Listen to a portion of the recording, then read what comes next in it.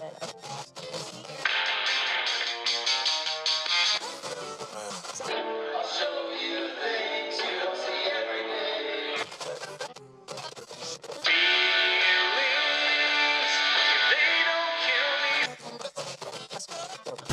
bitches, it's a guy, a car, and a podcast. It's a guy, a car, and a podcast. It's a guy, a car, and a podcast. It's a guy, car, and a podcast. Buckle up. Buckle the fuck up. Buckle up. Better fucking buckle up.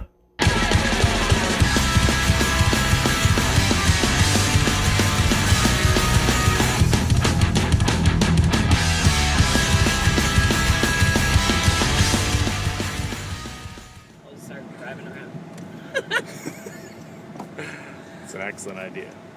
Right? So love, huh? Love.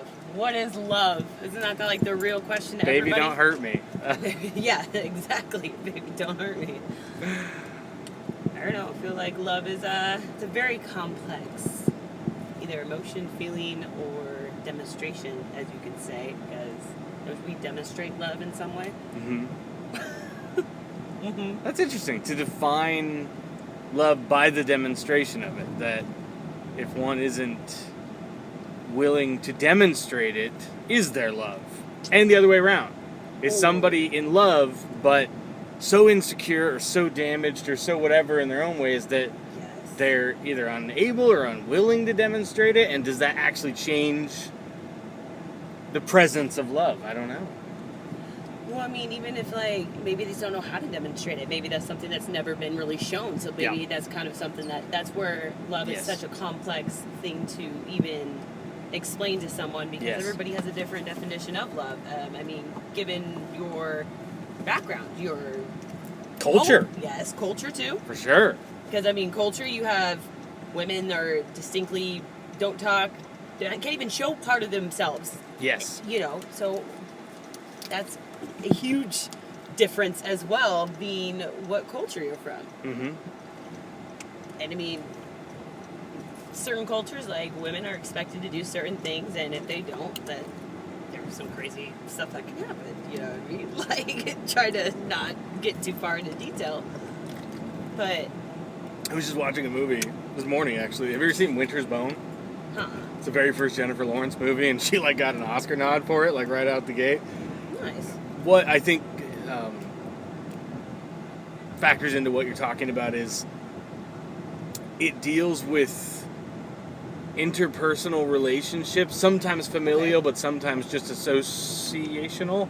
Right. Within, like, the deep-seated drug culture of, like, Arkansas and, I don't know, just kind of those really deep South states. And so, like, the basic plot of the movie is her dad attaches all of his assets, the house they live in, all that stuff, to a bond, and then disappears. Like, a bond to get himself out of jail before his court date kind of thing. And then he just disappears, and they're going to lose everything if he doesn't show back up. So she's got to go find him, and to do that, she has to talk to all of his drug buddies. And so it's all these really intense interactions, like the wife waiting on the front porch, what you doing here? Just getting all, like... It's so... But I feel like it kind of deals a little bit with what you were talking about, that... Man, like, the way... It's almost like racism. That feels like a big leap, but... that is a huge leap, but yes. In South Pacific, there's that song where it's... the basis of the song is you have to be carefully taught to hate. You have to be carefully taught. All of the things that we do are learned. Yeah, absolutely. There's almost none of what we do that's just innate. It's just instinct. I mean, there's some instincts. Some, but that's like more like animal traits. Yep.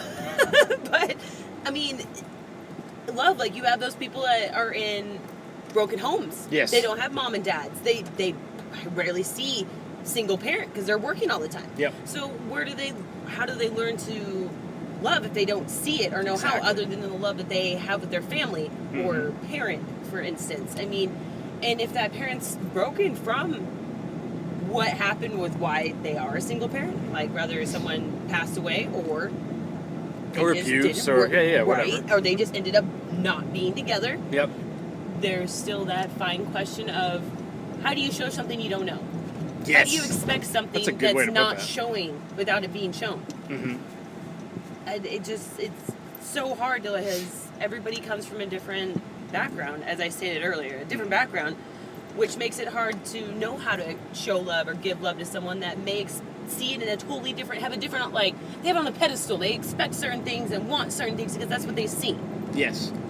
Or fairy tales. Those lovely movies that we grow up on. Those lovely princess movies where the guy just falls madly in love and they'll do anything for him or for her, you know, and that's what a lot of females expect. Yeah. Unfortunately, I see those movies, I was like, oh my god, that'd be so amazing. That don't happen. But I can still dream. Right? Reality. But honestly, like, you look at it that way. What we're shown is what we expect or what we think we know is how it should be. But that's not all cases. Where do you suppose the trope of those fairy tales comes from? Like, That's a great question. Is it that it actually used to happen, and so really what we're looking at fairy tales was at one point history? It was them telling the story of how people actually behaved, and now our culture and our society has just gone so far from it that now we call it fiction. We call it a fairy tale. Did it once exist? Or, like the possibility of God, did somebody just invent it to try to comfort themselves? Right, no, that's God's like the perfect example. I mean, that's all faith. It's like that strong will to just believe in something that may not even exist. Right. You know, it's that strong desire. I mean, you see it back in the day, though, before women's had a lot more power and rights. Men were like, perfect example, if you're driving in a vehicle and you're getting in a fight with your woman and she's like, let me out here, you're like, we'll have none of that. And they keep driving, right? And they just fight it out in the car. Nowadays, they're like, get the fuck out. Like, see you later, bitch. Literally, like, guys are like that now. They don't give a fuck. They're to the point of so stubborn of like, this bitch is crazy. Get the hell out. You're right. Then they mash it out and they go back together. But, you know, still all that craziness in between is just like, I'm not going to deal with your shit. Okay, fine. Don't deal with my shit. Blah, blah, blah. You know, it's... But you don't see that. You don't see that old, back in the days, like, I don't know, like 60s, 80s, 50s, like, those they're gentlemen. They don't talk to women in a certain way. They don't technically put their hands on them. Maybe the drunks did. But most gentlemen had certain aspects. Women are prized possessions. That's mine. You don't look at her. You don't, causes issues. It's so different now with the generation and how we've grown to be a society as we are now. You know what I wonder about that? And this is a hot take. A hot take. Okay, here we go. This is a possibly unpopular opinion. I wonder if feminism choked out chivalry. Go with me on this, because I agree with you that there was a time that a woman said, let me the fuck out of the car. Yeah. What the guy would do is he'd be like, okay, I'm not going to leave her to be unsafe in this world, so I'm going to chill myself out and I'm going to bring the volume of the conversation down and we'll reboot and figure this out. But when feminism sort of started to instill a voice of power in women, I feel like what happened is one of two things in men. Either one, it's like, you know what, I'm not going to jail because you have the power to tell the cops some fucked up shit that would get me taken off to the pokey tonight. So, fine, you want your freedom, go get it. Or, and maybe this is a little aggressive, but I wonder if some guys are pushing it this hard, that they're like, you know what? You want to be equal? You want to be powerful? Yeah. There's the fucking side of the road. Exactly. Have a nice afternoon. See how power feels. And that's where the trouble comes in, because, yes, on both sides are those right, though. Like, I don't feel like you're wrong on either one of those, because it depends on the person. Yeah. Some person's like, oh yeah, you want to be a strong ass bitch, you want to go in the military, you want to do this, you want to do that, and you want, okay, fine, by all means, you do it then. You know what I mean? Like, guys feel inadequate anymore now. Like, if a woman wants to be so powerful and like, I can do this by myself, okay, fine, by all means, you do that. You let me know how that works out for you. You know, and then you still have those guys that are on the sidelines, well, if you need me, I'm here. But it just depends on the person, how they're raised, what they were born into, or what they grew up around. Like, so that's what the hardest, like, there's no fine line, because everybody is different. Everybody has a different past. Nobody's walked in each other's shoes to know exactly how to handle things, let alone what the other person needs, that love and cherish and emotion that they need for the other partner. Yes. And you learn that over time, and that's where the trial and error comes out, is where either you guys fight to the end and you make that promise, or you guys just fall apart and you're like, okay, whatever, we tried, see you later. You know, like, it's the heartbreak of all things. Is like, you want to be with that person for the rest of your life, but is it sometimes worth it? Yeah. How do you know where to define if it is and if it isn't? So you being, in my opinion, a pretty good example of like a strong woman, Yes. strong, independent woman. What's your preference on a male partner? Over time, I'm still learning what I want. So that's a hard question to answer because there's a lot of things that I'm like, oh my God, yes, I love that. And then there's other times where I'm like, ooh, maybe I don't like that. Like, that's too much. Like, relax. But no, they're like, I'm still learning myself. I know I may be, in my early 30s or whatever the case may be, but I'm still learning. So as I'm growing, I'm learning what I want. I do have expectations on certain things. Who doesn't have that? Like, loyalty, respect, common respect, if I can say the word right.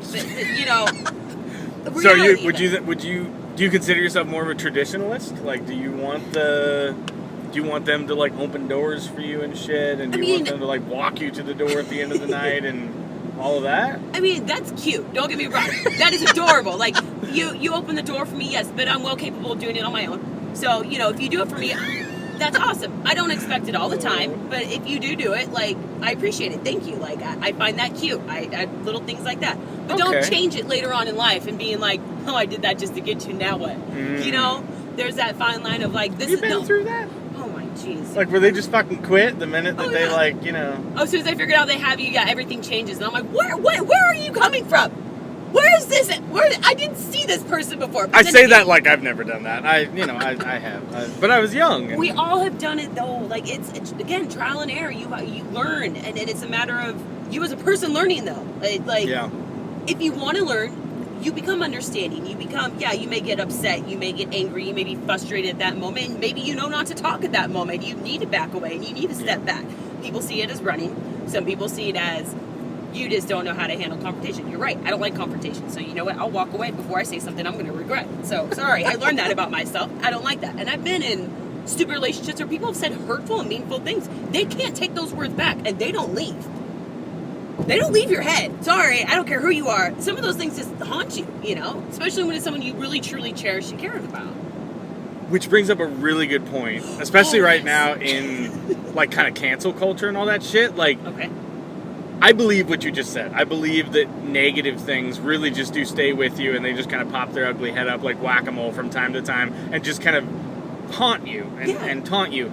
But in the vein of like redemption and forgiveness, how once hurt, once scarred, once scorned, like how can you repair that breach with somebody that you genuinely do want to like manage and hopefully flourish a relationship with. Right. And that is the strongest thing of all. Like, I've read so many, again, I'm still a work in progress, so what I say may not be particularly what everyone agrees upon. But, optimism. Like, I have to be optimistic. At that point in time when it comes up, no, I'm not very much. I'm very hurt and upset and vulnerable, whatever the case may be. But after I sit back and I'm able to think and regulate or kind of like take the moment to myself, that perspective changes. You're like, okay, I was heated, I was upset at the moment. Okay, now let's look at the big picture. Let's look in the future. Let's see, like, I'm mad at this moment. Yes, but that doesn't define you. That doesn't make you who you are. It's not who I am. It's not who he is. Exactly. Yeah. You're just angry. That's what the hardest thing is to control those emotions and angers and all those things that come in the negative thoughts and processes and everything else. How you get out and how you heal is within the person of themselves. Nobody can tell you how to heal yourself. Nobody knows what you've been through, let alone has that video replaying like you do. Nobody's seen what you've been through. You can tell and explain it. That still doesn't give you that heat of the moment, that expression, that feeling, all that. Yeah. So no one truly being there, there's no general answer. And I hate saying that, but it's true. Like, you have to find something that works for you. Like, for me, I have to leave the situation because I'm not good at it. I overreact and I'm dramatic and I'm aggressive and whatever word you want to use. I'm very passionate. If I'm angry and upset, I'm at my top level and you're going to hear me, like, I'm going to tell you how it is, whether you like it or not, too bad. In the vein of the beginning of our conversation, is that completely taught with you? Was like something that you were 100% taught, or did you just kind of come out of the womb, like, fiery and just a little more intense. I hate to get, like, into horoscopes. But Oh, shit. I know, right? A whole other topic. But I am an Aries, and I've read up a lot on my sign. I'm like an exploding bomb. I'm very, anything can make me snap. And I just have a very high temper. And let alone with my background of my family, high-tempered people too. So over time, yes, I've learned to somehow control it. It's not fully controlled. I'm terrible still at it. It gets the better of me in many cases. But I will acknowledge it, and I will accept the things that I will apologize. I have no problem. If I'm wrong, and I know I am, I will say something. You're right, I overreacted. I got mad. I yelled. I said stuff that I probably shouldn't have said. Sorry. Can I take it back? Probably not. But I can promise I will do better, though. You know, maybe I'll leave the room next time. Or maybe I'll just go for a drive or a walk. You know what I mean? Like, it's hard. I mean, no, over time, I have a very tough background of family, and so I've always been like the black sheep of the family. So nobody's really understood me, let alone I'm learning to understand myself. So how can I know what to do if I'm still learning myself and I haven't been taught things? I have to find it out on my own. Yeah. Find resources, find people, and you know, I've accumulated many great support friends that I can just be like, oh my God, and just like freak out to them. But they're like, they want what's best for me. So they're not like, well, what the other person did was wrong. You're right. They're like, well, look at it this way. You did do this. What do you think that makes the other? Oh, okay, shut up. You're right. Fair enough. You know, like they get my mind going. They get it creative. They make me really analyze what the situation was and like, okay, yeah, you overreacted. You know where you overreacted? Well, let's see what you need to do to fix it next time. You know, like I have that love and passion for my friends, and I've accumulated certain people in my life for those specific reasons, because I know that they're going to be there.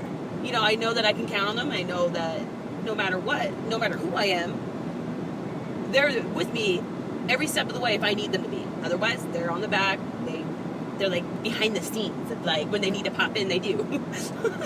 But it's finding that support group. And it took me a long time to find a support group because I never had that before. I had myself, me, myself, and I. I'm still very Trump on that, by the way, but I had those people that are there for me, and I couldn't be more than like blessed. That's probably the best way to put it, because I'm very selective on who I decide to let in my life and know certain information. Not everybody knows the same thing about me.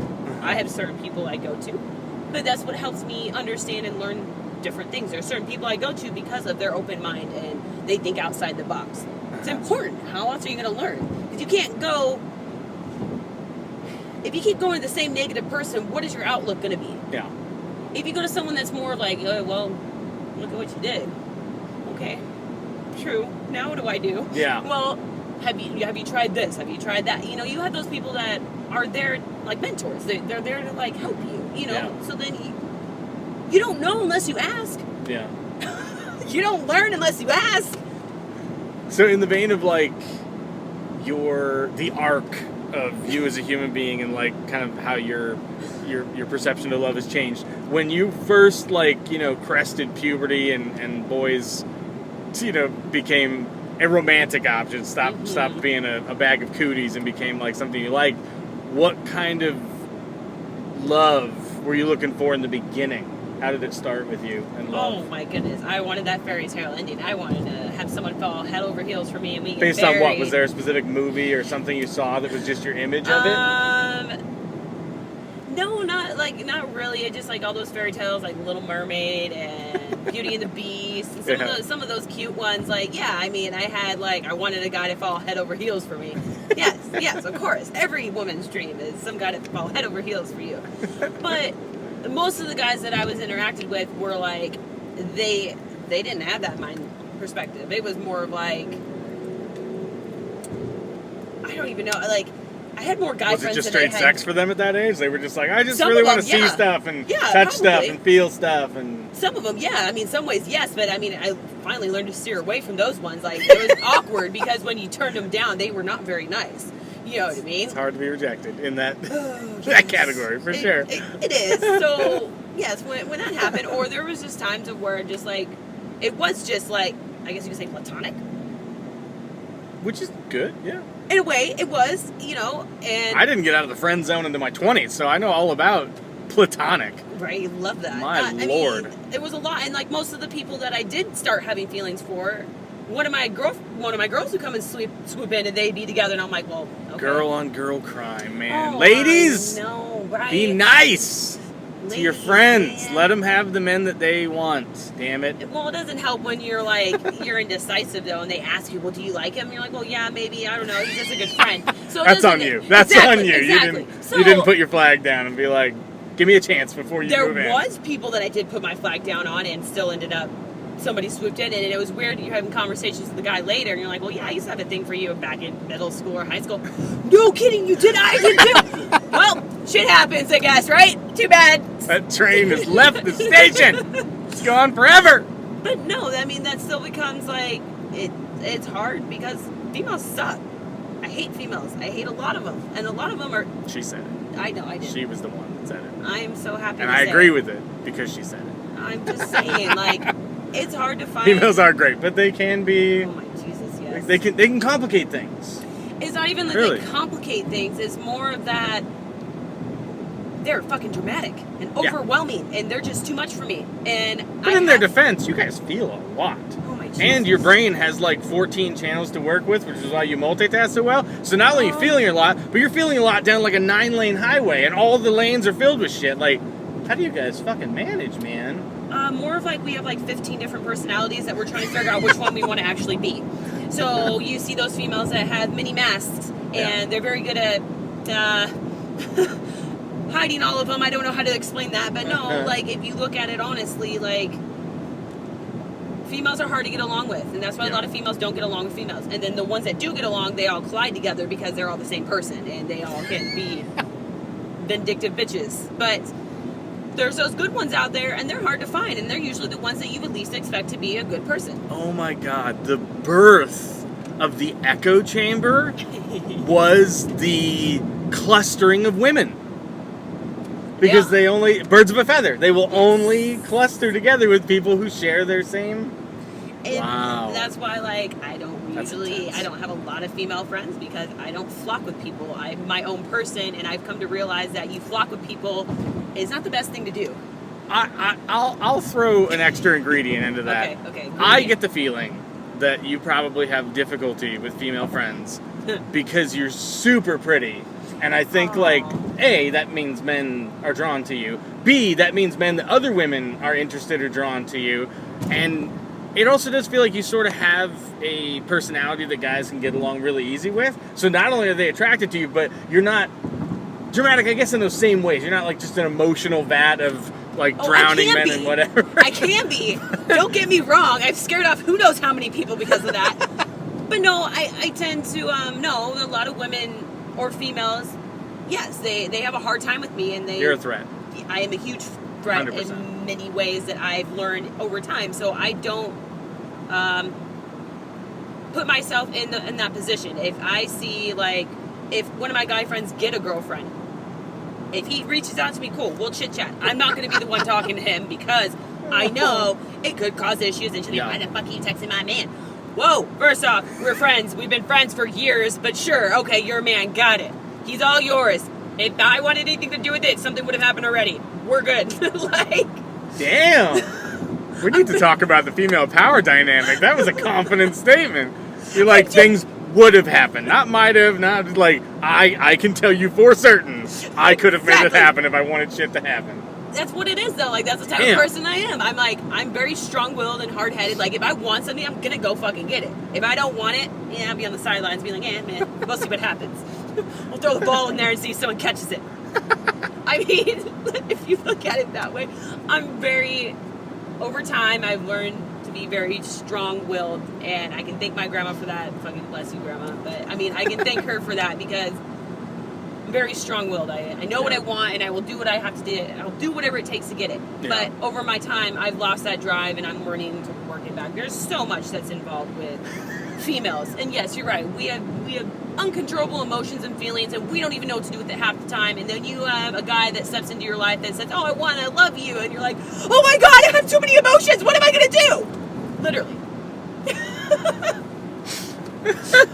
And the guy's like, whoa, you're way too much. Thanks, I told you in the beginning. Now what? Now where do we go now? I told you. And I'm one of those people who'll be upfront. No, I'm a handful. I'm a pain in the ass. Are you sure you want to put up with this? Like, I'm not sugarcoating anything for you. I don't need to beat around the bush. Here it is. Which begs the question, how do you deal with guys, or have you ever even had one to deal with to be able to answer this question, that from the get-go are just like, I'm not in this for the long haul. I like you. I think you're pretty. I am interested in having sex with you. I'm interested in having food and conversations with you. I'm interested in spending time with you. I would like this to be a chapter of my life, but I know you're not forever for me. Is that intriguing to you? You're like, hey, I'm in. Let's just give it a go. I have given it a whirl before. Really? Yes, I have. And there wasn't anything wrong with it. I mean, at that point in time, I wasn't ready for anything either. So it was like, it was perfect. It was like, wow, we're on the same page? You know? And then those feelings came about. One of us got feelings, one of us didn't get feelings, whatever the case would have been. I was told I was the one getting feelings. I was like, whoa, well, you're talking to me this way. I thought this was cool. Okay, cool. We stopped talking. Every once in a while, that person will show up. Every once in a while, I'll be like, hey, how's it going? I'm like, in a relationship. You know what I mean? Like, currently occupied, let's not talk. You know, like, there's that fine line of respect of like, yeah, you're from my past. I'm in something new, so we don't talk anymore. Does that mean that he kind of maintains a hookup possibility in your life? And I think that's what he was trying to maintain, but that hasn't shut down. No. That ain't what you're... No. Okay. No. I tried it. It was an experience in my life. It was okay. It was fun. It was, at that point in time, that was what I needed. At this point in time, no, that's not what I want anymore. I wouldn't be interested. Who knows?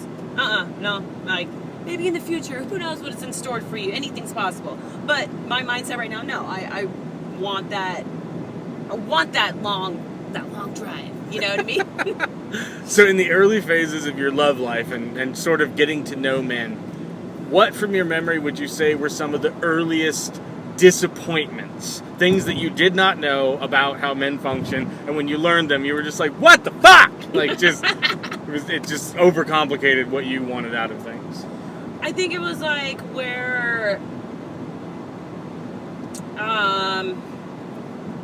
double standard, where they could do something but I couldn't. I think that's one thing that irritated. I am about fairness. Sorry, I know the whole feminist side of the power, right? No, I am about equal. Like, if you can do it, I can do it. Sorry, like, what you think is what you're doing, you find okay. If I were to do it and it's not okay, then maybe what you're doing isn't okay then either. You know what I mean? Like, it's one of those fair assumptions of. I think that's one of the hardest things that I had to hurdle in many relationships, actually, is a double standard thing. Like, it's okay for them to do it, but I can't do it. Heaven forbid if I were to do something that they're doing. Okay, so if you don't like it when I do it, why? How makes you think that I won't like that you're doing it? Mm-hmm. Honestly. That makes sense. Other than that, double standard was probably my biggest thing, and I still have a problem with that. Don't know why. It's depressing that you still interact with that, like you still encounter that in your like 30s. I still have the same demons that seem to come back up for some fucked Oh up my reason. God, this brings up a really good point. The way that our, like, chemical and kind of physiological, even our spiritual makeup is a magnet that attracts shit to us. Oh yeah. So the types of people that, like, I've been told, come into our realm, we did that. They didn't just, like, magically wander in. Like, we pulled them in because of how we're behaving, because of how we're handling our lives. What vibes we were putting out, and that's what's attracting. Yep. No shit. I seem to attract all the fun ones. Why do you think that is? What about you do you think is causing that? To be honest, I would probably have to say that I'm so understanding, and I want to work and fix things that are broken. I can't fix things that are broken, and I try so hard that I want to fix. I'm like, oh my gosh, this is a challenge. I love challenges. Let's try this. I don't know. Like, I look past people's flaws. I look for the good in people. And after so long, you're like, well, maybe these good traits aren't overpowering the bad ones. And what am I doing? Like, why am I hurting myself repeatedly over someone that has these negative and flaws that I just look past because I was, so in love. And you're so amazing. You're better than anybody else I ever met in my life, right? Like, that whole fun gesture of everybody's different, so you experience something new when you find a new partner or mate or lover or whatever you want to call it. You know, get in a new relationship. You're like, oh my gosh, I never had this before. This is amazing. Maybe this person is the right one for me. And then you go down the whole road of their real tendencies start to come out, and the real them start to come out, and you're like, how did I miss this? Where were the red flags? Were they back there? Because now I see 100 in front of me. What happened? But I mean, that's kind of the best way to put it. But it's any situation. Like, again, two people can get along fucking fantastic. But as soon as things start going bad, everything falls apart or falls together. That's the toughest thing of all. Like, some people can fall together and build something so amazing off of rubble that's around them because they want to make it work. They want things to be beautiful and amazing in that honeymoon phase forever, you know? Then you have those other people who are like, whoa, whoa, whoa. You just threw that crumble at me. I'm not... You're pointing the finger at me. You're poking me. I don't want to deal with this. This is too much. This isn't worth the headache. This isn't worth... Like, they start wondering if what's going on is even worth their time. Instead of, well, what's causing this? Let's figure this out. Maybe we need to learn different ways of communicating. Or maybe we need to learn and understand each other better of what our expectations are, what we want from each other. Anything's possible, but it's a matter of that communication. Communication's key in any relationship. What do you think the balance or percentage or sort of the portions of the pie are between work and meant to be? It's usually, I would have to say 50-50 because not everything's going to be perfect. There are those lucky people that I don't know how they do it, but they just magically fall in love and their lives can be beautiful and they have their arguments or disagreements, but they work past it and they just work well together. And then you have those people that are just constantly battling, like magnets. You have those people that are just magnet together, perfect. You have those ones that are like opposite, just trying, and you just bounce off each other. I mean, that's probably the easiest way to put it. But I don't know if there's a percentage. It's a partnership. It's give and take. It's some days you give 80%, some days you give 20%. Like, it's a matter of working with that person that you decided to be with. No matter what the issue is, you guys figure it out together. It's you and that person against the problem, not you against the problem, the other person against the problem. It's you and them. It's not the opposite. It's not everything against each other. It's you and that person against whatever the problem is. And when you guys become united and build that foundation, everything can be so much easier.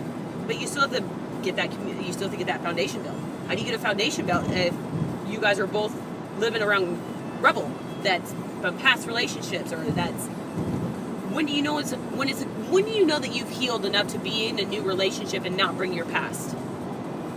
I feel like it's a John Mayer song that talks all the fuck about that, and I love it. Where he's I don't just even like, know it, but I don't know if I'm ready. I don't know it. Like, I mean, what was it? It's like I'm not gonna remember the fucking lyrics right now, but you remember it like at midnight, and you'll be like, "Oh yeah, I remember those lyrics." Like, I know the song super well, but lyrically speaking, he speaks very clearly, and I'm always like, hey, that's not the way he said it. The way he says it so much better. But I wonder, like,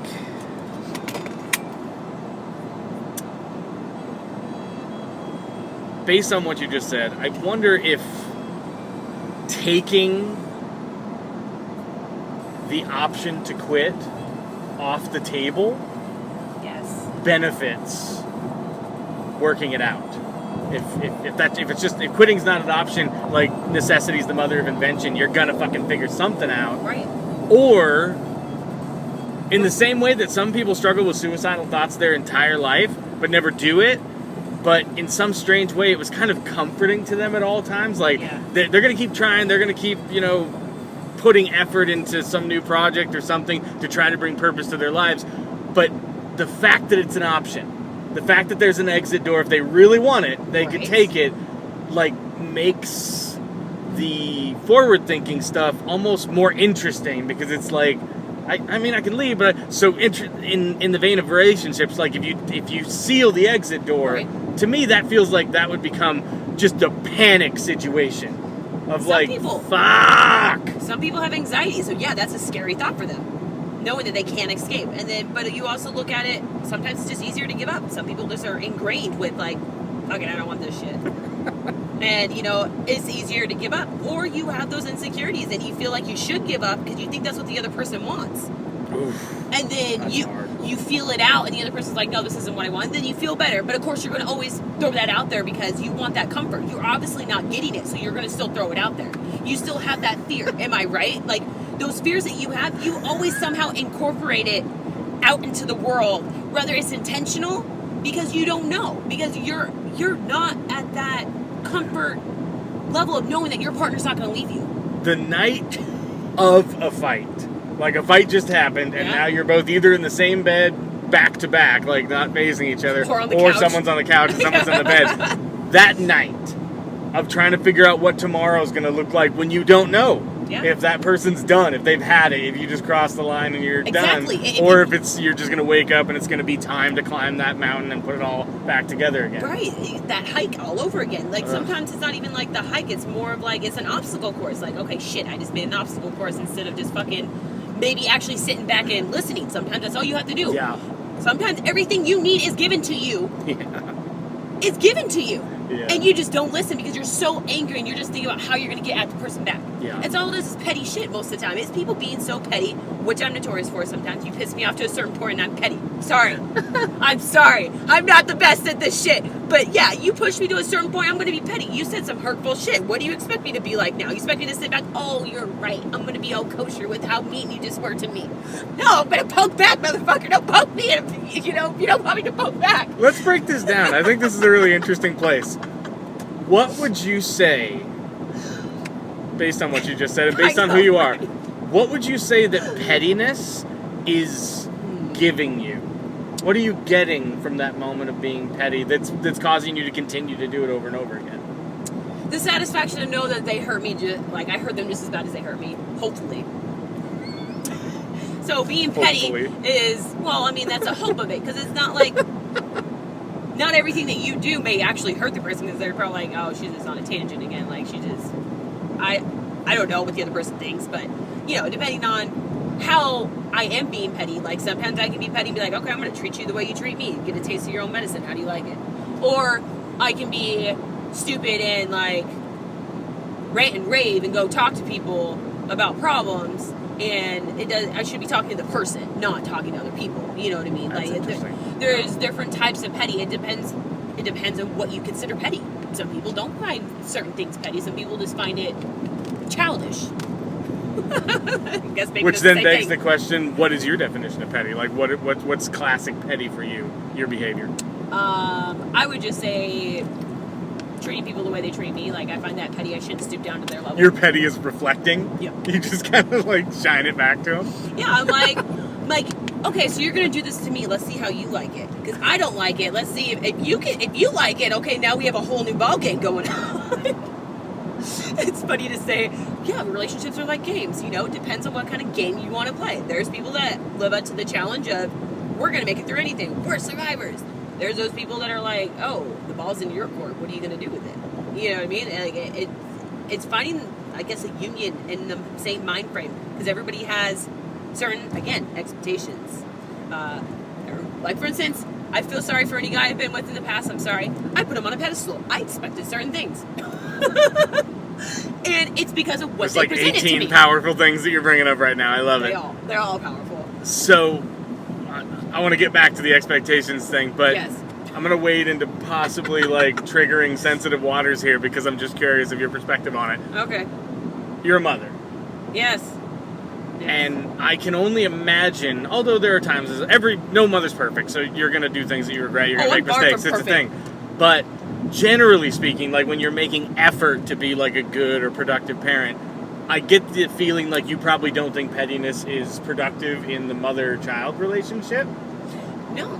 So what then causes you to consider it productive in an adult relationship? Probably because I've been treated like that my whole life. That's what I've seen, and sometimes it works, and so that's why. How does it work ever? How does it work ever? That it just flattens your companion? Like they're just, oh, I give up, you win. Like, that hurt too much, I'm gonna go cry now. Hopefully not.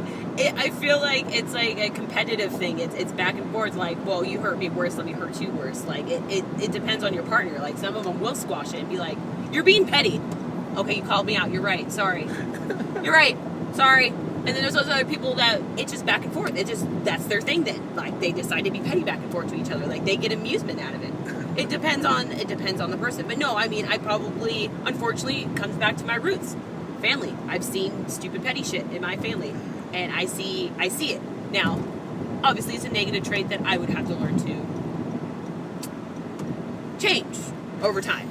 Yeah. But if you get with someone that calls you out on your bullshit, be like, dude, you're being petty. What the hell? You're saying that you don't like this kind of shit. Mm-hmm. Oh my God, you're right. Okay. So what should we do different? I'm sorry. Like, it's that person that's willing to take that step of being like, hey, you say you want to be better. I want what's best for you. What you're doing is wrong right now. So, would it be a misunderstanding of what I heard and what you just said to say that you being petty is, at least most of the time, not a choice?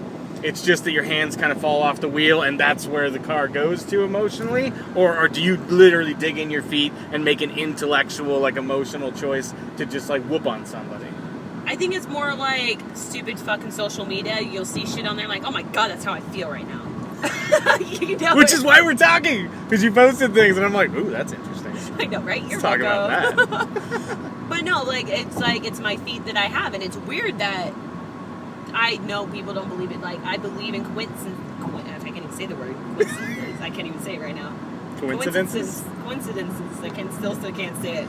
But I believe in that shit, and it seems to always drive with what's going on in my life. So I see certain things, I see it as maybe motivating and positive. Other people that are against me right now may not see it in that way. May see it as what you did pissed me off, or like, you know, what you're stating out loud is, and to other people in the public, pisses me off. Like, not cool. Mm-hmm. Okay, you're right. I can maybe see it from your point of view because you know what's going on between us. Nobody else has any idea. Mm-hmm. So, how you feel about this? I'm just trying to be optimistic, and I get positive feedback in case anything has been shown off these social media posts. Yeah. That I do get positive feedback, and people are like, "Yes, that you're right," or whatever the case may be. Mm-hmm. And it's not. It's just that's how I'm feeling at that moment. I'm hurting, so yeah, what I see and what I feel, I'm going to exert it somewhere. Mm-hmm. Now, whether that person takes it to heart or actually knows me and knows that I am upset and what you did hurt me. So sorry if I'm being a little petty and putting it out in the universe for me to let go. That makes sense. So, no, it's not something I like, let me find something to go fucking, like, I don't search for it. It just happens to land in my lap. And I'm like, do I do it or not? That's where the real choice comes in. And what happened, I chose to do it sometimes. So, you know. I like that within that explanation, part of what you said was that putting it out in the universe like that helps you to let it go. Like, I'm curious about that. Like, do you find that across the board, or is it really just kind of by chance sometimes those, like, exercising it in that way does actually help you get past it? Or do you find it like when it comes up later and you're like, oh, I wasn't over it, like it was just buried and now it's just blowing up again? So over time, I've always been told it's very healthy for you to talk about whatever is bothering you or hurting you, because it allows you to let out whatever it is instead of bottling up and it later on exploding and just causing way more unnecessary dramatic issues. So over time, I have learned that it is very important to talk, express yourself, and have that support group. Yeah. Be able to talk to someone and put it out there. And over time, it does end up not hurting as bad. It ends up not being so powerful. Because at the moment it's so powerful. It's like going against the grind. It's so, those emotions of a woman. Back to the emotions. Like, it just takes over. It's controlling. Not saying that it's okay and not saying that we should be able to use that as an excuse, but it sucks. No, being emotional is, you are entitled to your feelings. It made you feel a certain way. So yes, I'm exerting it the best way I know how. Maybe not be the healthiest way. Sometimes it is the healthiest way. It just depends on your look on it. Some people may say that's not healthy. Other people might be like, hey, you're working it out, you're figuring out. Let's try a different approach next time. So again, it depends on the person. That's what makes any kind of relationship, background, history, all so unique. Because not every situation is the same. Yeah, it can have the same, I guess you could say, tools or the same kind of outlook, but it's not always the same answer every time that situation comes up, because there's different factors that are played into there that aren't always visible for people to see. All you see is what's in front of you instead of what actually happened, if that makes sense. Like they say, there's 3 sides to a story: his, hers, and the truth. Yeah. I mean, that's what it is, you know. And there's some people that are not honest, and there's some people that are too honest for their own good, and then you got those people that are in between of like they white lie, or they're on the balance of maybe I should just do this or say that, you know. Like they go with the flow instead of what actually. They don't know how to be them anymore because they have come so enroped with the people around them that they have taken things from each person they know, may not be good or bad, but they're not them anymore. And so when certain outcomes come about and how they handle things and how they see things, monkey see, monkey do. That's what some people say too. Yeah. So it's so hard to give it a good answer because everybody has a different point of view, and not everybody has the same point of view. Not everybody's perspective is the same. Yeah. And it's very hard to try to have someone understand your perspective when they haven't been through what you've been through. They don't understand because they're like, that doesn't sound right. Where the hell did that come from? You know what I mean? Like, something's wrong with you in the head. Okay, well, picture this. Holy crap, that happened to you? Yeah, that fucking happened to me. Wonder why my perspective's different? That's why. But do you have time to sit there and explain that to everybody? Right. That's the importance of a support system. People that sort of already know you, they've got the backstory, so they can dig right in and help you with the current issue. Right. They over time you've built that with someone, and that's what's hard is that when you get in a new relationship, that also causes problems because you have a built-up relationship with someone that may be the opposite sex, and you guys just connect on that level of being able to talk. You guys write books to each other, and you guys are each other's psychiatrists. You know what I mean?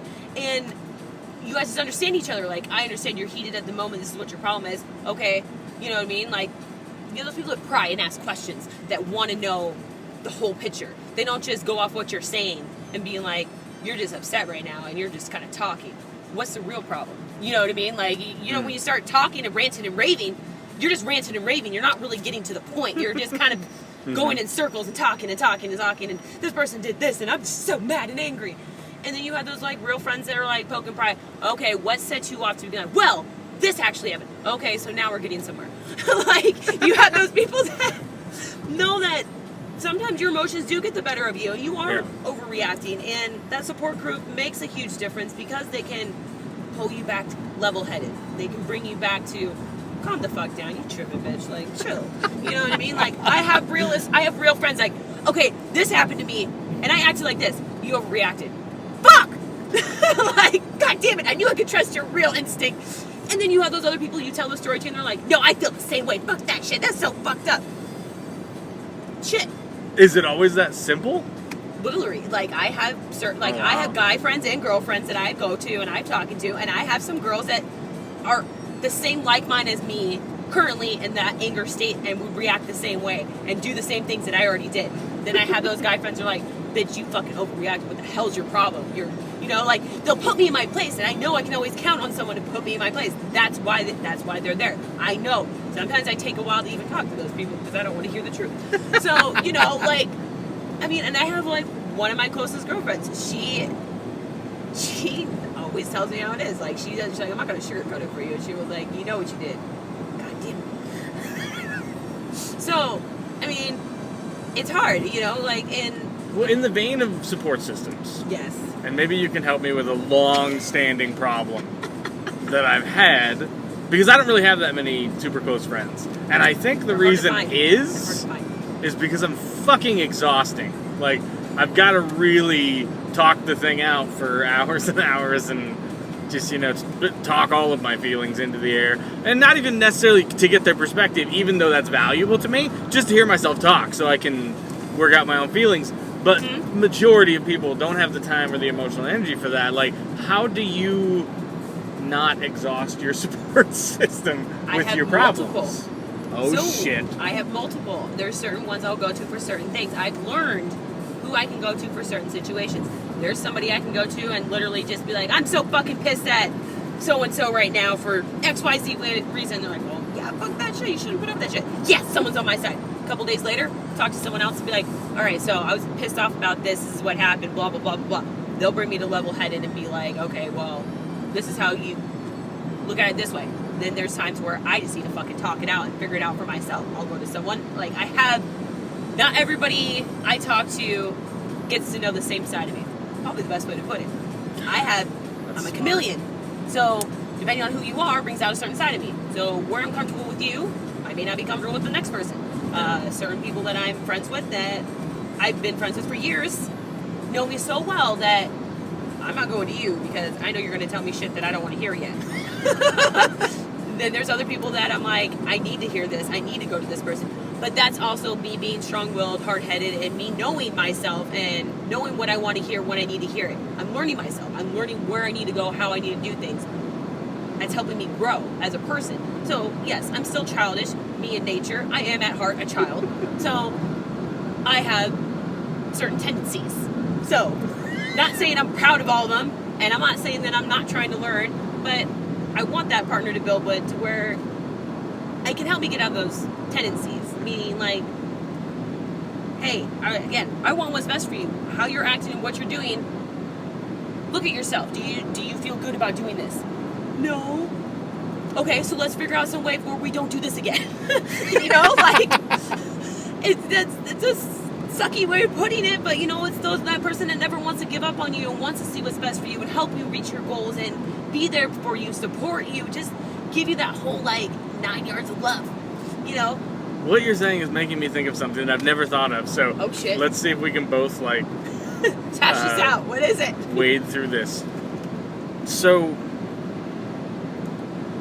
the more you get to know a new partner, and the more that those little moments of, like, sensitivity that you didn't expect, where they, like, exceed your expectations, and you get more comfortable, and you get more intimate with them, it feels like you would think that the more intimate that you get with the person, the less chances there are for problems because of the comfort and because of the intimacy. But because of the analytic apes that we are, and we're always looking for things to, you know, rearrange and things, and women especially love to fix things, like, it feels like there's almost a danger as the intimacy gets deeper and deeper, because what's really happening is you're giving your partner and receiving from your partner such a deep access into who you are that the problems that come up are going to hit harder and probably last longer and go deeper. Yeah, absolutely. And it's like, it's a terrifying experience. Like, me personally, I gave that to someone already, and I'm currently so walled up that I don't know if I would or ever give that to anybody else. I don't like feeling vulnerable, and that person destroyed me. Wow. The hardest thing to ever tell anybody is, like, you have no idea the yards and how much effort and time and everything that I put into this one person, and I'm terrified to ever do it again. I haven't had anybody shown that they deserve to have that side of me ever again. Like, it's nothing against anybody in this world. I have been shut down for a very long time, and I'm working through that as I've been through relationships after this person. And again, I'm still learning what I want and need and everything else, but that desire to want to get that deep with someone again is terrifying. Plain and simple. It's just terrifying. That is where my crush on you originated. The fact that, like, when I met you and we just started, like, talking, you know, initially, like, that's what I sensed. Where I was like, this is the baddest bitch in the world. Like, yeah, don't fuck with me. I'm a savage. Specifically because that's exactly where I'm at. It's like, common. I gave something huge to somebody, and I wouldn't say that they, like, pissed on it or, you know, abused it, but just the fact that at the end of the day, at the end of the relationship, they were like, I think I want something else, and put it down and moved on. Like, I can't get past that. I can't give that same thing to somebody else because I have no idea how to trust them with that anymore. you don't have any idea how to let anybody have that trust, period, because it's been destroyed by someone you never thought would do that to you. Yeah. Plain and simple. And once you realize that there's so many bad people in the world, who do you know isn't out to just hurt you? Yeah. Who do you know actually is in it for the best, for your best? Or, you know what I mean? Like, Yes. I don't know. You can answer the phone. I know. I can edit it out.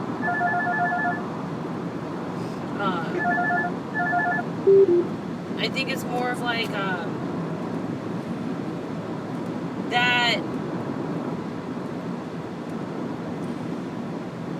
that pureness of finding someone that wants to genuinely do what's best for you in the long run. And when you initially find someone, or you think that you find someone, they show things that maybe they don't care. They do things that show that they don't care. They do things and they show things that you weren't expecting, and you're like, oh great, am I putting myself in that same position again? Like, you may not have given that much yet, and you probably never will give your all again to somebody for a very long time until they deem worthy. Unfortunately, I hate to say that, until they deem worthy. Yeah. And you're going to unfortunately put them through trial and tribulation to make sure they deserve it. Yes.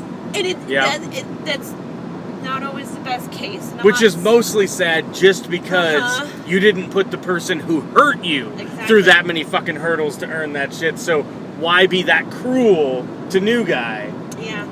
Do you remember Dwayne Nelson? Manager in Yeah, he was my boss. Okay. He was my boss man, yes. So he was my manager as I was going through a giant painful breakup.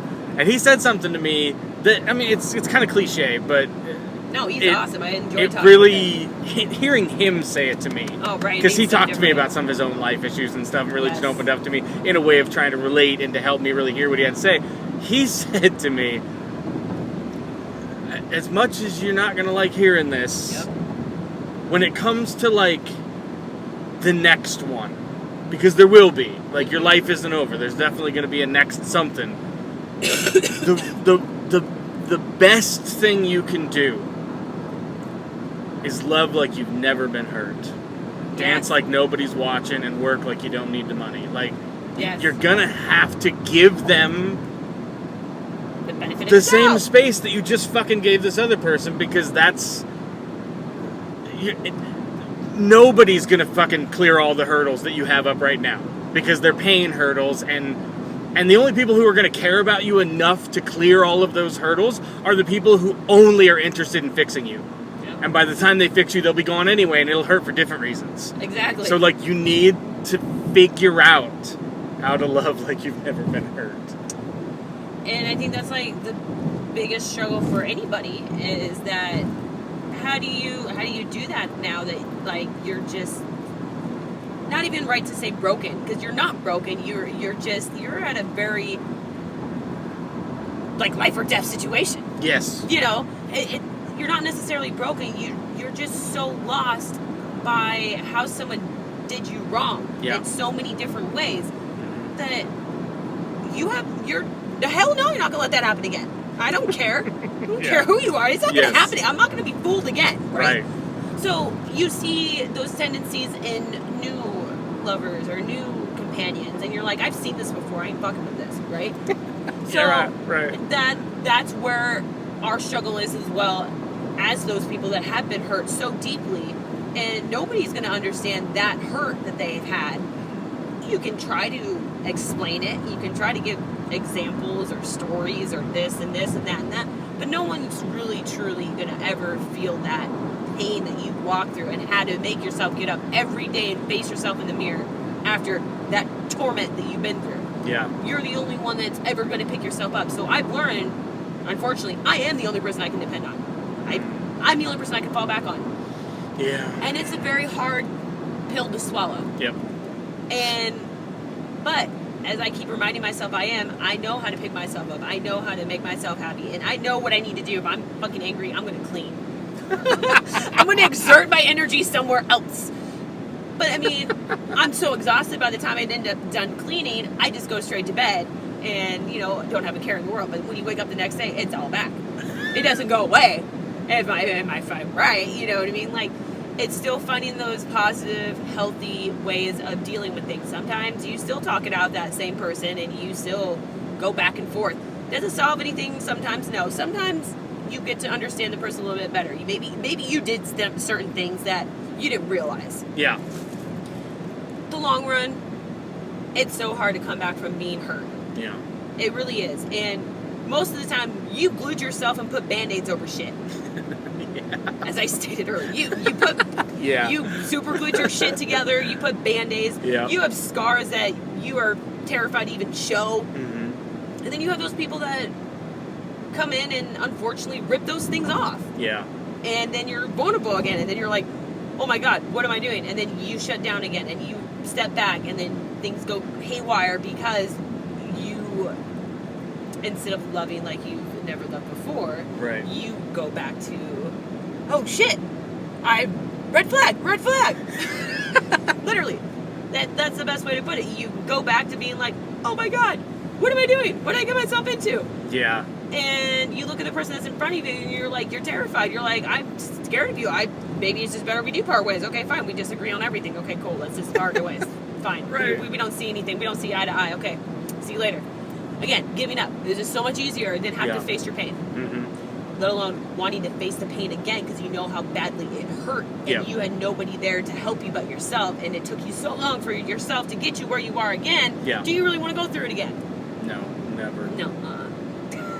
So the first time you and I legitimately hung out was New Year's Eve of this past year, 2019 and 2020. Uh-huh. And if I'm gauging, observing you through social media and stuff since then, I feel like that night was one of the last nights of you being single. Yeah. I think you went right from that to a relationship with the dude that I think you're still with. Is that wrong?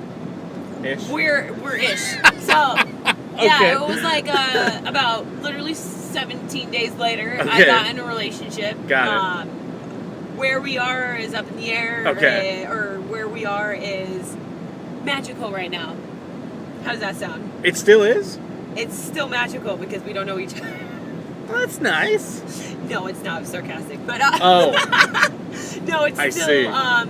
It's still we're still figuring each other out. That's Oh, okay. simple ways of putting things is that Okay.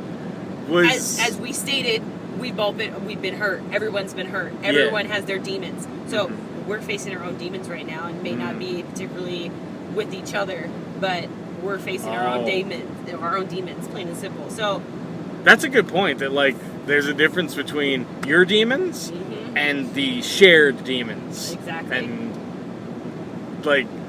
sometimes it's hard to tell which one's even the problem at the moment. When you're in an argument or there's just some sort of disconnect, is this just because this person is feeling the stir of their own bullshit and you're just the collateral damage? Or is there something collective that's going on that needs to be dealt with? So and that's kind of a wow. I'm I don't know how to put that, but I mean it's tough. Relationships aren't easy, and they never have been for me. So Would you rather be in a relationship or be single, or does it just depend? No, I mean I want to get married. I want to have my partner. I want that companion. I want my happy ending. I do. At the end of the day, I know that's what I want. But if I ever get there, is questionable. I mean, and that depends on me as a person and the person I ever end up wanting that foreverness with. You know what I mean? I'm a questionable person. I have my own doubts, fears, and everything else in between we've already discussed. Yeah. And so does the other person. So where we meet in the middle, who knows? Anything's possible if you decide. Anything is possible. And I preach that all the time. I tell my kids all the time. Anything is possible if you put your mind to it. If this is what you want, it will happen. Plain and simple. So what I want, yes, I want a relationship. Yes, I want to be with someone and work through things and be able to talk through things. But I don't want it to be one-sided. It's not a one-way street. It's not going to be me learning to understand and work through things while the other person gets to do and say whatever the hell they want. No, it's a two-way street. We both are entitled to our feelings, to how we feel, to what we want, to what we expect, to what we are feeling at the moment, what we're expressing and how we're deciding to express it. And where we need to go from there to, I don't like the way you express this. Why don't we try something different, right? And there's a fine line here. Is there an acceptable interpretation inside of what you just said that you are open to the possibility of accepting a marriage proposal from somebody when you're not rock solid certain that it's gonna work out long term? Like, So, are you willing to roll the dice on something like that, or do you feel like you really got to be? I love to gamble. I'm a risk taker. I really am. Yeah. So there's a difference of a ring on my finger and us being proposed and being engaged to where you come and sign the document. So yes, if someone were to propose to me, if this particular person were to propose to me, yes, I would be like, hell yeah, we're going somewhere. Okay, yes, that means we can't give up. You know what I mean? This is what the engagement part is. Okay, so we're putting that promise on each other's finger that we are going to do this, right? I prefer to be engaged for a while, not to just jump the gun and get married. So no, I prefer to be engaged for, I don't know, only time of the essence can tell. So yes, I don't even know what that means. It's a form of me just saying who knows. But I mean, not to like say this in like any kind of bragging way or any kind of like put a perspective out there. I've been proposed to on, besides for my last guy that I was with, 3 boyfriends prior to that, I had promise rings or engagement rings, whatever the case was. I've been close to being married. I almost signed my marriage license once in my life. I've never signed it, never even thought of ever coming close to it again. And if I ever get married, that guy's gonna be one some fucking lucky son of a bitch, is all I gotta say. So, because what I am now and what you see is what you get. No, once you get married, there's certain things only my husband will ever get to see. So if some guy gets to that fucking stage, he's gonna be one some lucky ass bastard. That's all I gotta say. I don't give my all anymore. We get married, that means I'm giving you my all. I love that, and I think I emotionally agree with that. And on some level, I'm also terrified of what you just said because of what we talked about earlier, that like the deeper the intimacy goes, really the deeper the possibility of problems can become, and it really wouldn't matter if there's some overlying substantial commitment that's sort of like a blanket over the relationship. Like the issues, the more you let people in like that, the more the smallest thing's just going to seem like a mountain, just because it's so down deep inside of your tender spot. Yep. But that's where you get to learn. That's my trust issue. How I just said that, that is an expression of my trust issue, that I just don't believe that anybody won't hurt me. So I'm sure I'll try to give myself more and more to other people, but I'm always going to do it with like this weird, I don't know, like complicated way. Just like the understanding on my end that they're gonna fuck this up, and just waiting every single day to see how they fuck it up, and try to be ready for it. Try to not let it surprise me. Try to be completely prepared for how they're gonna fuck up me letting them in, which isn't intimacy. No. That's not closeness. I can't. Damn it. But I quit. That's a natural feeling. I had that feeling for fucking ever. And now to the point of like, I'm to the point now where everything's temporary. Everything's temporary. Anything is possible to be in the future. So what I think you're going to do doesn't mean it's going to happen. It's just my mind playing games on me because of my past. So what I have to do is divert from that and do a more sympletic, kind of, what's the word I want to use? More of a sit back and like be like, is this rational, what I'm thinking? Has this person shown any cases of doing what some wildly found up thought process of mine? Are they really capable of doing what I'm assuming they're going to do? Have they done anything to show that this is what they're going to do? No. Okay, shut the fuck up. Shut it down. You have to shut it down. It's not easy. It took me years. I'm still working on it. But, oh God, I'm still working on it. But no, I mean, yes, we always expect someone that's out to hurt us. Always. And it's because that's what we've been shown. How do we think anything different? Yeah. Yeah. Tough on process. So, I don't like it. all in all, you as a person, do you want to waste your time doing the what if process, or do you want to do what's in front of you now and live in the moment and embrace what you have and be happy to whatever time length it could be, extended or short term, who knows, but just embrace what's in front of you. And that's probably one of the best things that I've learned over time, is that I don't know the answer to everything. I probably won't ever, and I won't know unless I try. And if I don't try, I'm going to be more upset at myself for not trying, because I don't like giving up.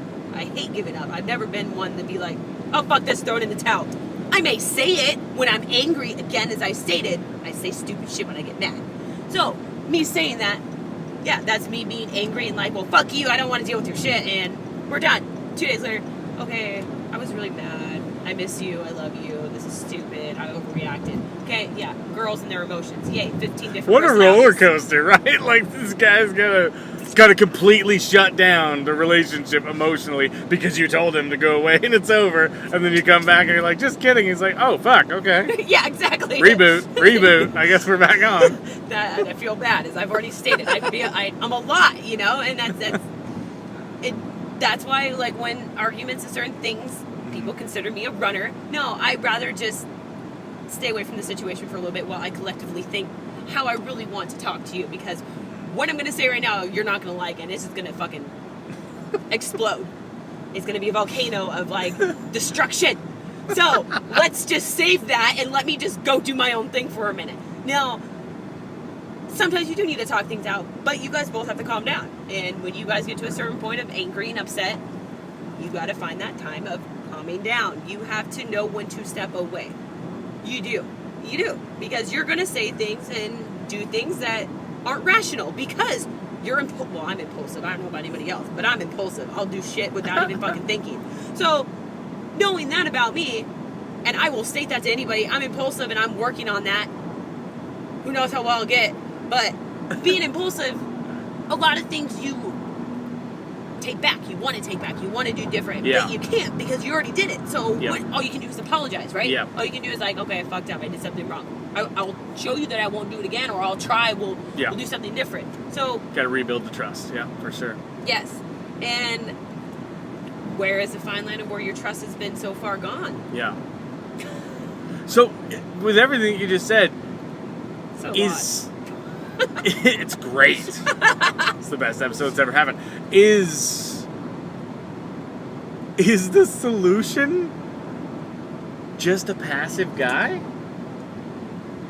Just a guy that isn't gonna, like, talk back, or isn't gonna, like, push your buttons or push you around? He just kind of, like, no, I don't like exists. those either. I had one of those. So you need the back and forth. You need it to be I need that fire a and pushing fight. You like that. I like the passion in it, because we hurt each other. We have to talk about it. What did I do wrong? What did you do wrong? Like, how are you going to learn someone? How are you going to know what they need? Are you going to know how to love them? By fighting? Fighting, you have to sort shit out. Hey, okay, look at history. What do we do when we don't like things? We go to war, don't we? We fight things out, maybe in a life or death situation, but when you're with someone, it's still kind of the same concept. Like, it's life or death. No, I mean, I guess you're right, but no. I think you're right. I think there's something to be said for you have conflict, to let it out. like, you have to let drawing it out. out genuineness. Yes. You're most genuine when you're not hiding behind your walls, and that's usually in conflict when you're just being We're being passive aggressive. Yeah. No, just kidding. I mean, but no. No, when you're being, like, what you've been talking about, when you're just flying off the handle. Yeah. When you're not, when you're unfiltered. Yeah. Like, that's genuine. That's what you really think. It's what you really feel. And even if you want to come back and apologize for it later, it's not saying that it's not real and it doesn't exist. It's just saying that you didn't intend to be malicious with it. And you'd like to, like, now that we both know this, because now the information's on the table, can we work together and try to find peace on the other end of it? I'm all about putting shit on the table. Like, there's fucking decorations all over the fucking place. So that's what makes me very complicated, and I feel bad for the guy that's putting up with me currently. But I mean, like, I bet he's still super into you. He better be, because I love the guy, motherfucker. So, I mean, I put so much shit on the table, and I'm just not one to keep quiet. I don't have a filter. You said it perfectly. I don't. Yeah. My filter is, you did something wrong, I'm gonna fucking tell you. And if I did something wrong, well, this is why it happened this way. Like, I'm still going to tell you whether you want to know it or not. I'm very, very open, and I can talk about anything and everything, because how else are you supposed to know and learn me? You don't know me unless I tell you. And you assuming, I hate when, okay, probably the biggest pet peeve in any relationship is ignorance. Assuming and telling me what I'm going to do, you fucked up shit all the way around. Because, first off, you don't know me well enough to know what I'm capable of doing. Second of all, your assumptions are wrong, and it's because you let your own fucking demons come out and play. Don't put that shit on me.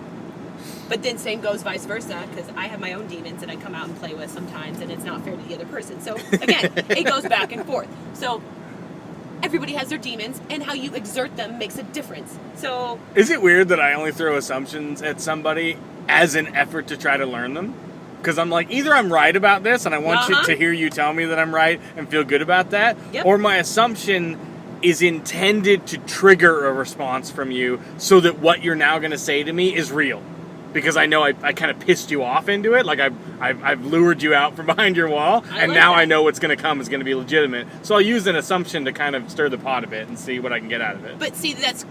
Okay, so you're talking about, anger, or you're talking about arguing. Yeah. That you're starting an argument right there? Yeah, I do. Okay, so true. then, don't bring up what you said earlier. No, I'm just kidding. But I think also the truth is, I don't think that I get into a lot of, like, real arguments in the sense of, like, heated yelling, that sort of thing. Yeah, I don't because like the comedian in me has this real power to navigate. Like, I can really, like, suck the tension out of things pretty quickly, and I can drop tension into things pretty quickly, just by the way you word something, just by the angle from which you come at it. No, and I mean, and that's, like, that's what the hardest part is, like, in, like, relationships, is you gotta know your partner. So when you guys do get angry at each other, maybe you drop something comedian, and it kills that fucking stagnant air. You drop something funny, and you guys laugh, and then you guys are like, okay, all right, you know what? We're both being stupid here, right? Or you do say something in a particular way to make them think, and you're like, the other person's like, oh, shit.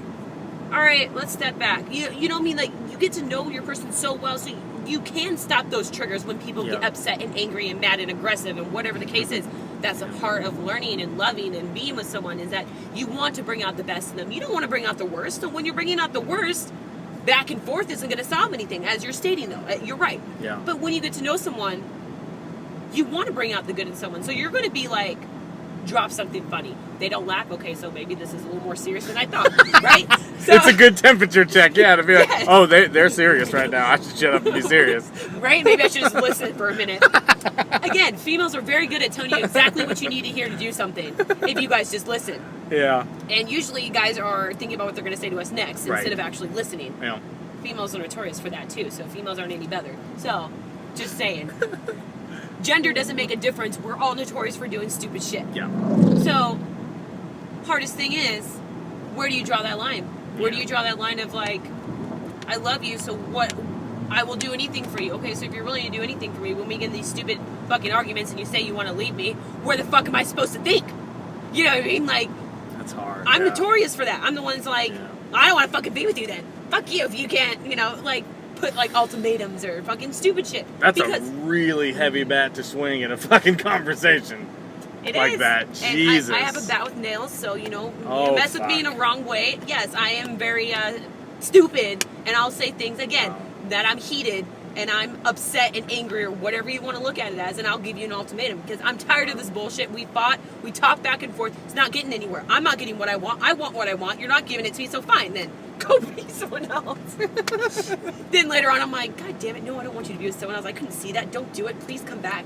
You know what I mean? Like, it's the joy of a woman and her stupid roller coaster ride that she already is on, that she doesn't want to give to anybody else, but it ends up coming out. Yeah. Yes. Yes. Yay, women. Yay, women. That's what I'm going to call this episode. Yay, women. Well, no, more of like, there's girls, there's women, and there's females. So you decide what factor that is. Wow. Just like there's boys, guys, and men. Yeah. Sorry. All factors. Yeah. True shit. I'm all of them. I'm all of them in one person. Right? You're like, well, I can be depending on the day. No, I'm just kidding. I can be a girl, I can be a female, or I can be a woman. Depends on what you bring out. You treat me like a child, I'm going to act like one. So, I think we solved the world's problems in this conversation.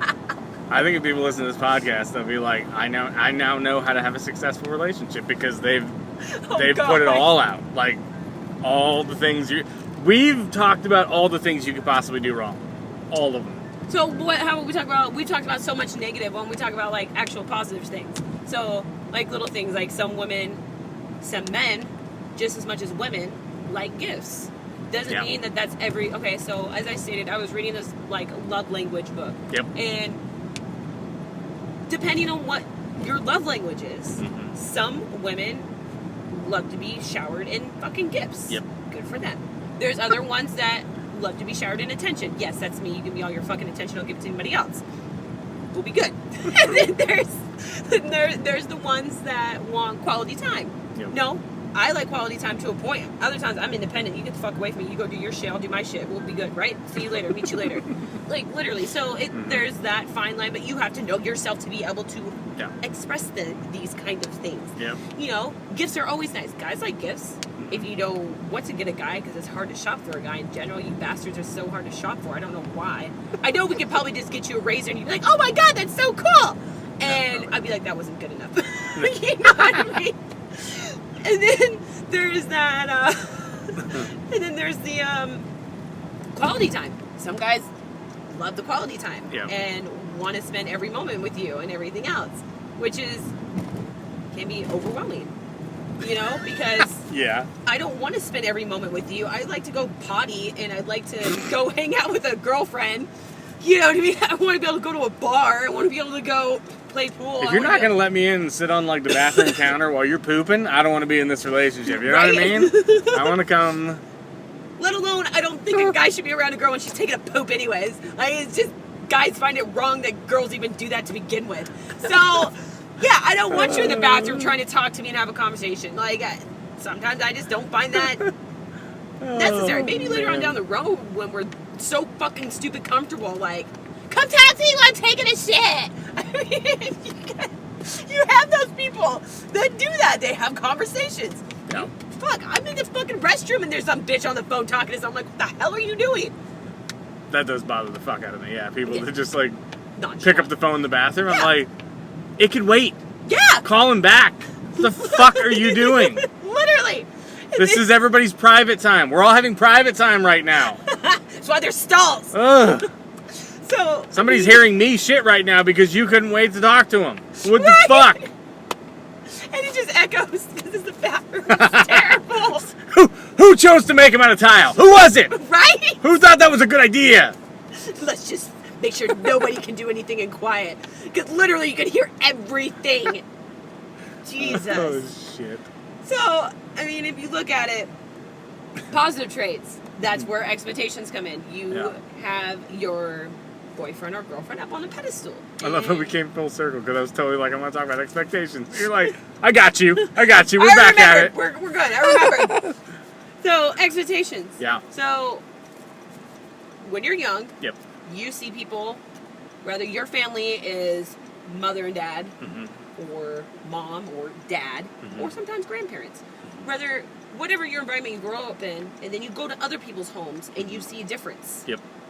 You see those cute, loving families that guy brings home flowers to their wife, and the wife's cooking dinner, and the kids are running around, and you see all that shit, Yep. And then you have those other families that are broken homes where the dad comes home drunk, talking shit, and like abusive or whatever else the case may be, or you have those grandparents. But either way, you see love, you see their idea of love and what they want to put up with. Yeah. And you grow expectations at that point.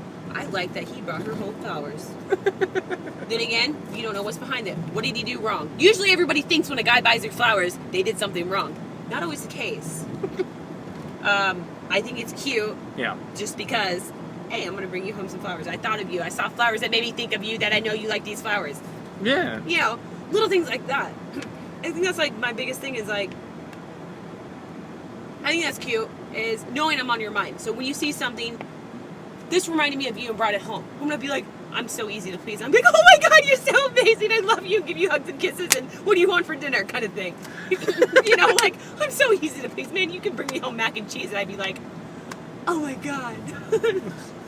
you want to eat it in bed with me? Like, you know, like, I'm stupid cheesy, but... I mean, you look at it that way, like... Yeah. Little things. Gestures, yeah. Little gestures, just knowing that they know you. Mm-hmm. Like, that's cute. Expectations like that, yes. Yeah. I want you to think of me while you're out, so damn right. Like, yeah. Hey, I saw something in the store, made me think of you, I wanted to call you and say hi. Little things like that. That's cute. That's cute expectations. You go, shit, doesn't have to be gift. That's still the same. Yeah. I was thinking of you, baby. What are you doing? I'm yelling and screaming at the kids. Okay, calm down. Let's talk through this. What are they doing wrong? You know what I mean? Like little things to just show that you care. Yeah. I think that's that's expectations on my part. I want to know you care. Because heaven forbid, God knows I go through so much shit. That caring feeling is amazing, to knowing that I don't have to rely on myself and I can take a breather and talk to you and know that you're genuinely caring, not just like, oh God, here she goes again kind of concept, you know? Mm-hmm. Or who doesn't want the loyalty and the trust and all those normal things? Those are always expected. But that whole double standard, as I stated earlier. Some trust is given. Sorry, it's only given. There's some that has to be earned. Yeah. I don't care who you are. Loyalty, as well. Loyalty is obviously shown in many different ways. Mm-hmm. But when it comes to the double standard, where's the loyalty? Yes. That's true. Honestly, if you look at it, where's the loyalty? Yeah. You know, so loyalty is always a common ingredient. We're going to use ingredients like you said earlier. We're going to make a soup out of this love. Right? Yeah. Why does that have to be soup? Just kidding. Why can't it be a pie? I was going to say cake. There it is. That right there. That's a line in the sand with us. Like, we're in a pie world over here. Or cake. Cake sounds Yeah, good too. We do cake. There's a lot of ingredients in cake. There's So a lot of ingredients. we'll do that. Or, as Powerpuff Girls, you make it sugar, spice, and everything nice, and the chemical X. I don't know if you ever watched Powerpuff Girls. Probably not your dude. I don't. No, I'm aware of what they are, but I don't know. Yeah, the so there's context, ingredients in making these little Powerpuff Girls. So there's ingredients to making your love. Now, it's true.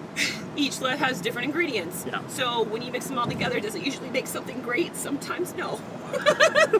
Because sometimes the love that's mixed with the ingredients doesn't make a good pie. It doesn't make a good cake. Right. But it may make a fucking tremendous soup.